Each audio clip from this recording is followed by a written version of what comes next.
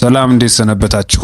የኦምኒያ ቤተሰቦች ናስራ አለ በሚል በስልክ በመጥራት ነው አንገቱን አንቀው ህይወቱ እንዲያልፍ ያደረጉት አሳዛኝ የወንጀል ድርጊት።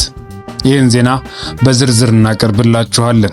አሜሪካም ከዚህ በኋላ በሀገር የሆናችሁ ግሪን ካርድ መጠየቅ የማይታሰብ ነው ብላለች። ዝርዝር መረጃ አለን። የመጨረሻው ዜናችን የሚሆነው በኢራን በመንግስት ሚዲያዎች በቀጥታ የመሳሪያ አጠቃቀም ትምህርት ተጀምሯል። ሴቶችና እናቶች ሳይቀር እየተሳተፉበት ነው። ለምን? ከጀርባው ምን አዲስ ጉዳይ አለ? ለሁሉም ዝርዝር መረጃ አለን። በቅድሚያ በከባድ ሰው መግደል ወንጀል ሲፈለጉ የነበሩ ተጠርጣሪዎችን በቁጥጥር ስር መዋሉን የአዲስ አበባ ፖሊስ ጠቅላይ መምሪያ አሳውቋል ይለናል የመጀመሪያው ዜናችን። ዮናታን ከድር፣ ደረሰ ኃይሉ፣ አብደላ በድር የተባሉት ተጠርጣሪዎች የወንጀል ድርጊቱን የፈጸሙት ሚያዝያ 16 ቀን 2018 ዓ.ም በንፋስ ስልክ ላፍቶ ክፍለ ከተማ ወረዳ 14 ልዩ ቦታው አዲስ አበባ ፉሪ ኮንዶሚኒየም አካባቢ ነው። ተጠርጣሪዎቹ ሟች ኪሩቤል ከበደ የተባለውን ስራ አለ በሚል በስልክ በመጥራት አንገቱን አንቀው ህይወቱ እንዲያልፍ አድርገዋል። አስክሬኑን በፕላስተርና በላስቲክ በመጠቅለል በልብስ መያዣ ሻንጣ ውስጥ በመክተት የሟችን የሰሌዳ ቁጥር ኮድ 3 አዲስ አበባ 5945 ዲ4ዲ ፒክአፕ ተሽከርካሪ በመያዝ ሚያዝያ 17 2018 ዓ.ም ከምሽቱ 3 ሰዓት አካባቢ ለእይታ ተጋላጭ በማይሆንበት ቆጣሪ ኮንዶሚኒየም አካባቢ ይጥላሉ። በኋላም ከሟች ላይ የወሰዱትን ሳምሰንግ አልትራ 21 ተንቀሳቃሽ ስልክና ተሽከርካሪውን ይዘው ወደ ሳሪስ ብሔረ ጽጌ የተጓዙ ሲሆን የተሽከርካሪው ሞተር በመጥፋቱና በማስቸገሩ በአካባቢው በሚገኝ የመኪና ማሳደሪያ ቦታ በማቆም የሟችን ስልክ በመሸጥ ራሳቸውን ደብቀዋል። የአዲስ አበባ ፖሊስ መረጃው ከደረሰው በኋላ ባደረገው ብርቱ ክትትልና ጥናት ተጠርጣሪዎችን ሊይዛቸው ችሏል። በዚህ የክትትል ሂደት የብሔራዊ መረጃና ደህንነት አገልግሎት፣ የኦሮሚያ ፖሊስ ዋና ጠቅላይ መምሪያ፣ የደቡብ ኢትዮጵያ ፖሊስ ጠቅላይ መምሪያ እንዲሁም ህብረተሰቡ ድጋፍ ማድረጉን የገለጸው ፖሊስ ነው። ለሁሉም ምስጋናውን አቅርቧል። ወደ ሌላኛው የውጭ ዜናችን ስናምራ ወደ ሀገራችሁ ተመልሳችሁ አመልክቱ ብላለች አሜሪካ። የፕሬዝዳንት ዶናልድ ትራምፕ አስተዳደር የመኖሪያ ፍቃድ የሚጠይቁ ስደተኞች በመጀመሪያ ከአሜሪካ እንዲወጡ ሊያስገድድ መሆኑን ተሰምቷል። የአሜሪካ የኢሚግሬሽን አገልግሎት መስሪያ ቤት USCIS በሀገሪቱ ውስጥ ሆኖ የመኖሪያ ፍቃድ ወይም ግሪን ካርድ የማግኛ ሂደትን የሚገድብና አመልካቾች ከሀገር ወጥተው እንዲያመለክቱ የሚያስገድድ አዲስ መመሪያ ወጥቷል። ይህ ውሳኔ ጊዜያዊ ቪዛ ይዘው በአሜሪካ የሚገኙ ግለሰቦች የቋሚ መኖሪያ ፍቃድ ማመልከቻቸውን ከሀገሪቱ ወጥተው በሀገራቸው ወይም በሌላ ሶስተኛ ሀገር በሚገኙ የአሜሪካ ኤምባሲዎች ወይም ቆንጽላዎች በኩል እንዲያመለክቱ የሚያስገድድ ነው። የቪዛ ሕግ መጣስ፣ የቆይታ ጊዜ ማራዘም፣ ያለ ፍቃድ መስራትና ማጭበርበር ደግሞ እጅግ ጥብቅ ምርመራና ቅጣት ያስከትላል ነው የተባለው።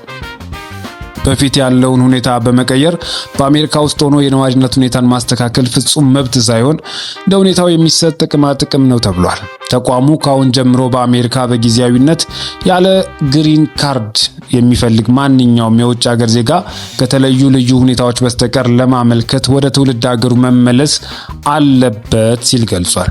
ምንም እንኳን መመሪያው ለባለ ሁለትዮሽ ፍላጎት ወይም ደግሞ ዱዋል ኢንቴንት ቪዛዎች መጠነኛ ልዩ ሁኔታዎችን ቢያስቀምጥም ሙሉ ዋስትና እንደማይሰጥ ግን በግልጽ አስታውቋል። መመሪያው እንደ ተማሪዎች፣ ቱሪስት እና ሌሎች ጊዜያዊ ቪዛ የያዙ ሰዎች እንዲሁም በህጋዊ መንገድ ገብተው የቪዛ ጊዜያቸው ያለፈባቸውን ጨምሮ በአሜሪካ ዜግነት ባላቸው የትዳር አጋሮቻቸው ወይም አሰሪዎቻቸው አማካኝነት በሚቀርቡ ስፖንሰርሺፖች ግሪን ካርድ ለማግኘት ከመሞከራቸው በፊት አገሪቱን ለቀው እንዲወጡ ሊያስገድድ ይችላል ይለናል መረጃው የሲቢኤስ ኒውስ ነው። በሌላኛው የመጨረሻው ዜናችን በኢራን የተከሰተውን ሰሞንኛ ጉዳይ ይዘናል። ይህ በኢራንና በአሜሪካ መካከል ያለውን ወቅታዊና ተለዋዋጭ ጂኦፖለቲካ ውጥረት እንዲሁም የኢራንን አዲስ የሚዲያ ስትራቴጂን እንመለከታለን። የቪዲዮ ፕሮፓጋንዳ ለምን አስፈለገ?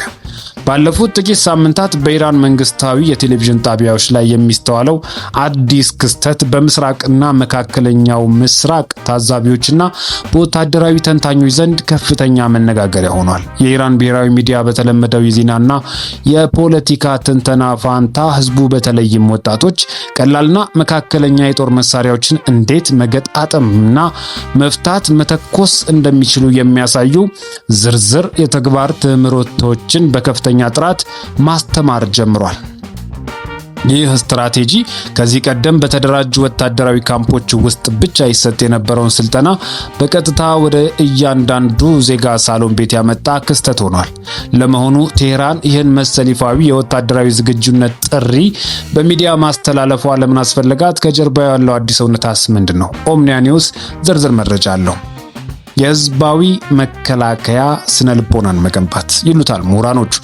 የዚህ ስትራቴጂ ዋነኛ ዓላማ በሀገሪቱ ውስጥ የጦርነት ስነ ልቦና ወይም ደግሞ ዋር ሜንታሊቲን መፍጠር ነው። ኢራን ከውጭ ሊዘነዘርባት የሚችለውን ማንኛውንም ጥቃት ለመመከት የምትችለው መደበኛ ጦር ወይም ኢስላሚክ ሪቮሉሽነሪ ጋርድ ኮርፕ ወይም IRGC ብቻ ሳይሆን መላው ህዝብ ባሲጅ የተባለውን ህዝባዊ ሚሊሻ በቤት ውስጥ ሆኖ እንዲቀላቀል ስታደርግ እንደሆነ ታምናለች። መሳሪያ የመፍታትና የመገጣጠም ትምህርቱ ህዝቡ ከስጋት ወጥቶ ራሱን የመከላከል ስሜት እንዲያዳብር ታስቦም የተዘጋጀ ነው ተብሏል።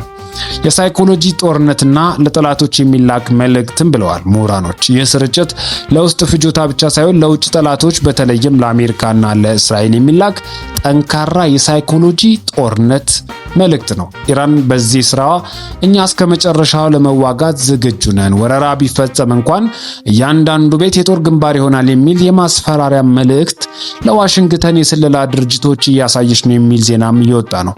የውክልና ጦርነት ወይም አዲስ ምዕራፍ ፕሮክሲ ዋር ይሉታል። በመካከለኛው ምስራቅ ያለው ቀጠናዊ ውጥረት በቀይ ባህር፣ በሊባኖስ፣ በየመንና በሶሪያ ያሉ ታጣቂዎችን ከኢራን ጋር ያላቸውን ትስስር ከፍተኛ ደረጃ ላይ ደርሷል። ኢራን እነዚህን የውክልና ኃይሎች በገንዘብና በቴክኖሎጂ ከመደገፍ አልፋ አሁን ላይ ሀገሪቱ ራሷ በቀጥታ ከሀያላኑ ጋር ልትጋጠም የምትችልበት ቀይ መስመር ላይ መድረሱን ለህዝቧ እያሳወቀችበት ያለው አዲስ መድረክ ነው ተብሏል። በሌላ በኩል ደግሞ አሜሪካስ መጠነ ሰፊ ጥቃት ልትጀምር ይሆን የሚል አንዳንድ ንግግሮች ተስተውሏል። ይህ የኢራን የቴሌቪዥን ስልጠና በባዶ ሜዳ የመጣ አይደለም። በዋሽንግተን በኩል የሚደመጡት ወታደራዊ የጦር አምበሎች ዛቻና በክልሉ እየተደረጉ ያሉ የጦር መርከቦች እንቅስቃሴ አሜሪካ መጠነ ሰፊ ጥቃት ልትሰነዝር ትችላለች የሚለውን ስጋት በእጅጉ ጨምሮታል።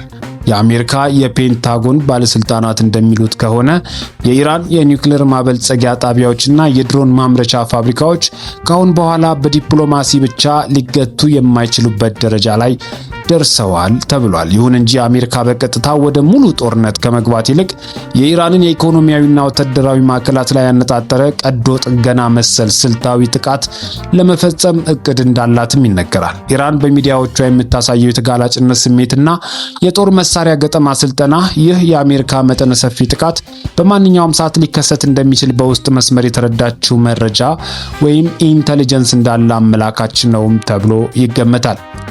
ይሄ በሌላኛው በኩል ደግሞ የቪዲዮ ፕሮፓጋንዳ ወይስ የጦርነት ዋዜማ የሚል ሐሳብ በምሁራን ዘንድ እየተነሳ ነው።